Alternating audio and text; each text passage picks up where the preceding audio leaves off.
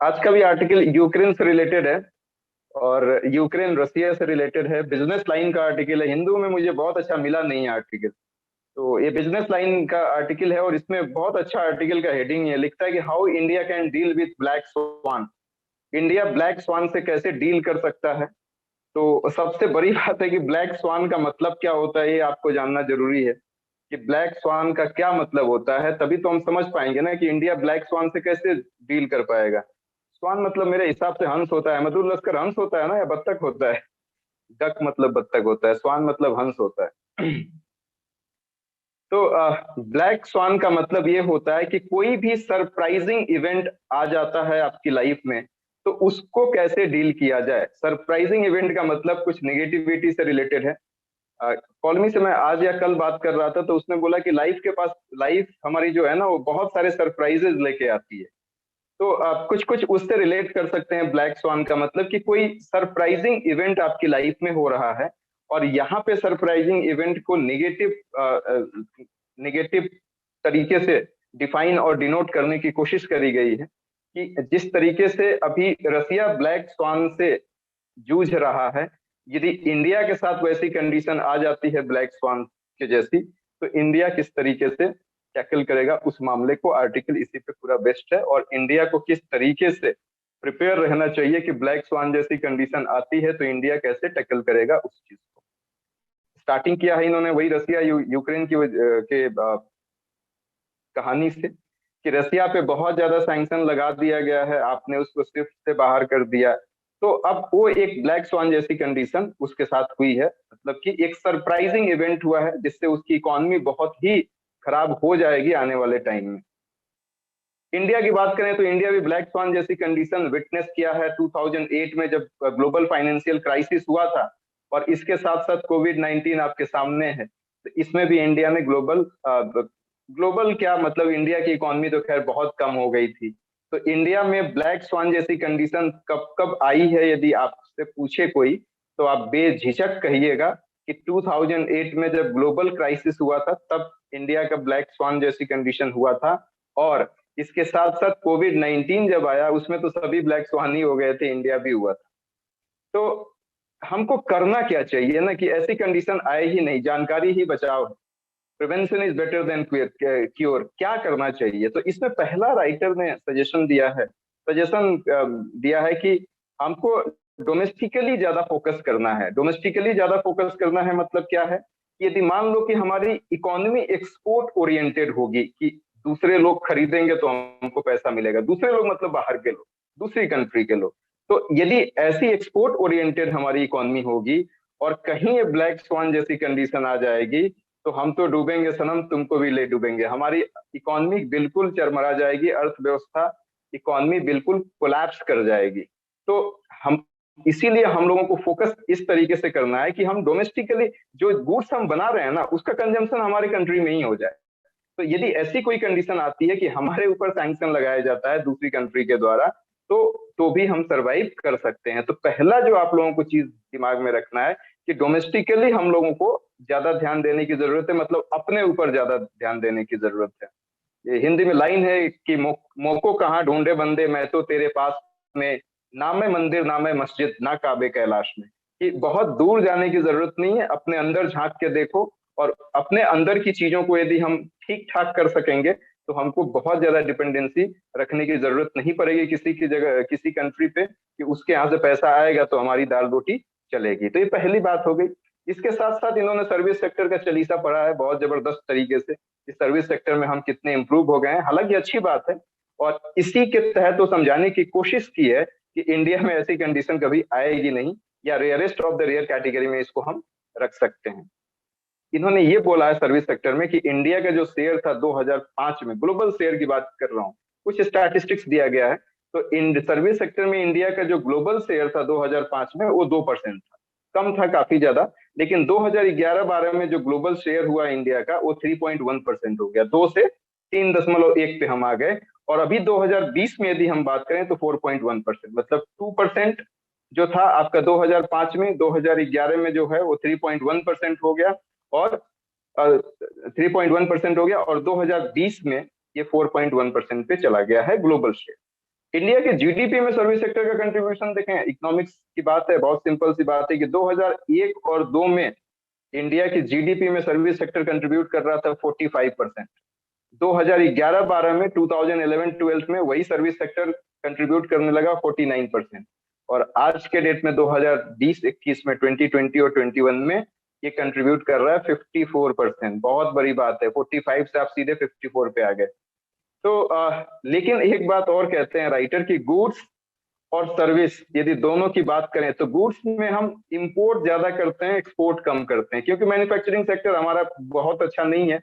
और वो आजादी से पहले की ये कहानी है, आजादी के बाद भी हम बहुत ज्यादा सेकेंडरी सेक्टर में इंप्रूव नहीं कर सके। हम सीधे फर्स्ट से थर्ड क्लास में जंप कर गए, सेकेंड क्लास को हम पढ़े ही नहीं। बहुत ऐसे होते हैं बच्चे पहली क्लास से तीसरी क्लास में जंप करा देते हैं, या तीसरी से पांचवी में जंप करा देते हैं, एक छोड़ देते हैं। हमारे साथ भी वही कंडीशन हुई कि हमने सेकेंडरी सेक्टर पे बहुत कम ध्यान दिया और सीधे सीधे सर्विस सेक्टर में स्विच कर गए। तो हमारा जो गुड्स का एक्सपोर्ट होता है ना, वो कम होता है कंपेयरिंग टू सर्विस सेक्टर। तो यहाँ पे ये कहा गया है कि 2017 में जो हमारा सर्विस सेक्टर का एक्सपोर्ट था वो 59% था, 2021 में 64% हो गया। अब बड़ी बात है, आप देखिए 2017 में आप 59% एक्सपोर्ट कर रहे हैं, सर्विस सेक्टर की बात कर रहे हैं, और 2021 में 64, मतलब यदि क्या बोलते हैं गुड्स की बात करो तो 36%, 100 हो जाएगा आपका। तो 64% के आसपास हम फाइनेंस ये 2021 के फाइनेंशियल ईयर में हम एक्सपोर्ट कर रहे हैं। क्यों एक्सपोर्ट कर रहे हैं? आईटी कंपनी का आप नाम सुने होंगे, इन्फोसिस है, टीसीएस है। इन्होंने क्या किया है ना कि मतलब बहुत बड़े बड़े प्रोजेक्ट इन्होंने यूनाइटेड किंगडम का उठा लिया। तो यदि वहां से, अब इसका क्या बेनिफिट होगा वो मैं बताता हूँ, लेकिन अभी एक अच्छी खबर ये है कि एक्सपोर्ट हम सर्विस का इतना ज्यादा कर रहे हैं कि राइटर ये लिखते हैं कि 2022 के फाइनेंशियल ईयर में जो करंट अकाउंट डिफिसिट है वो 2% से कम होने वाला है। बहुत बड़ी बात है कि करंट अकाउंट डिफिसिट जीडीपी का 2% से कम होने वाला है, सिर्फ और सिर्फ सर्विस सेक्टर की वजह से।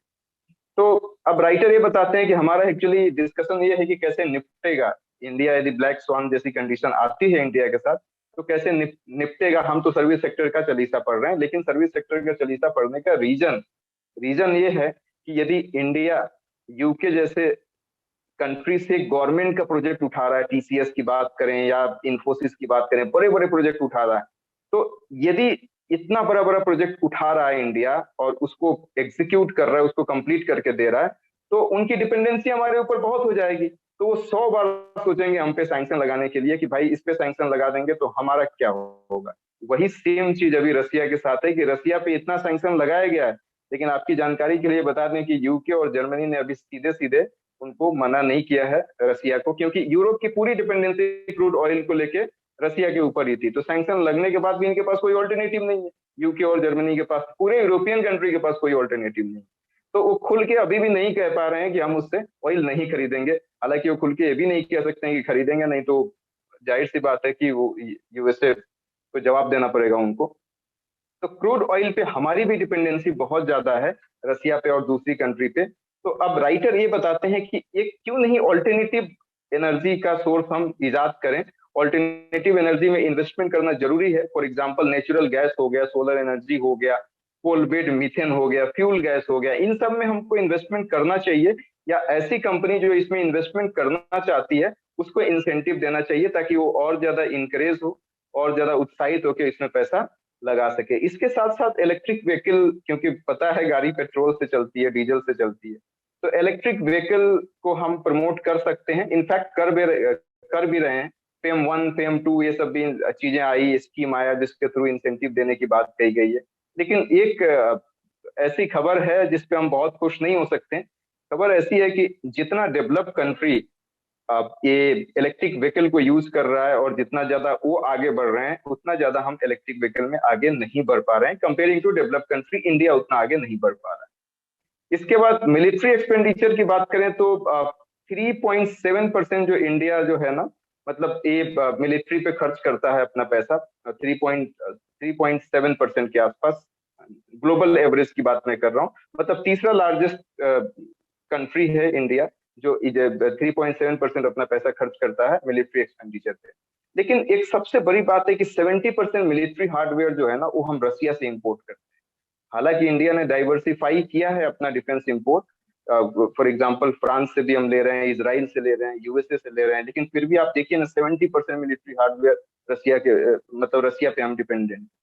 तो कहने का मतलब कि यदि रसिया पे सैंक्शन लग गया है तो हम कैसे हम नहीं खरीद पाएंगे ना। इसीलिए इंडिया का सबसे बड़ा प्रॉब्लम इसीलिए है कि इंडिया अभी भी खुल के क्रिटिसाइज नहीं किया है रसिया को कि रसिया जो भी कर रहा है वो गलत कर रहा है, क्योंकि हमारा 70% जो मिलिट्री हार्डवेयर है, मतलब डिफेंस जो सिस्टम है, वो हम रसिया से ही इंपोर्ट करते हैं। तो इसीलिए हम उसको कैसे गाली दे सकते हैं, सिंपल सी बात है। लास्ट में राइटर ये बता रहे हैं कि देखो रसिया को स्विफ्ट से निकाल दिया गया। स्विफ्ट क्या है आप लोगों को बताया है मैंने, इंटरनेशनल मनी ट्रांसफर या सिक्योरिटी ट्रांसफर करने का एक पेमेंट सिस्टम है। तो रसिया को स्विफ्ट से निकाल दिया गया है, लेकिन इन बात का अंदेशा इसको पहले से ही था रसिया और चाइना को। तो इन्होंने क्या किया था कि एक अपना ऑलरेडी पेमेंट सिस्टम इन्होंने जनरेट कर रखा है। रसिया का इन्होंने लिखा है system for transfer of financial message, किसके थ्रू वो ट्रांसफर करता है, system for transfer of financial message. और चाइना ने cross border international payment system, cross border international payment system. तो ये दो, हालांकि इंडिया का भी है, रुपए है शायद, मास्टर कार्ड डेबिट कार्ड की यदि बात छोड़ दो तो इंडिया का रुपए है। तो रुपए भी अच्छा है, एक सिस्टम है जिसके थ्रू हम ट्रांजेक्शन कर सकते हैं।